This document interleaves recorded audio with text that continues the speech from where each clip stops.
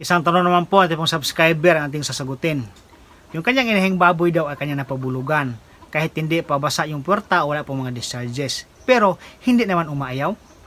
Ang pagpapabulog natin mga alagang baboy po mga kaibigan, dapat talaga standing heat po sila. Yan po yung pinaka main goal natin. Standing heat or landing-landi po yung mga alagang inahing baboy. Para po mataas po yung chance na mabuntis sila, mataas po yung chance na marami po yung ibubuntis nila, at saka mataas po yung chance na hindi po sila mag-reheat po mga kaibigan pagdating po ng 21 days after nabulugan.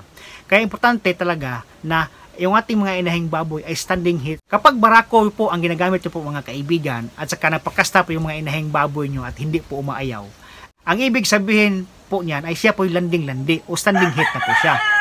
Kasi po, yung inahing baboy po na hindi po landing-landi, hindi po standing heat, kapag kinastahan po yan ng barako, yan po ay aayaw, yan po ay tatakbo, yan po ay sisigaw. Pero kapag siya po ay naka-stand still lang, hindi po siya umaayaw, ang ibig sabihin yan, siya po ay landing-landi o nasa standing heat po mga kaibigan.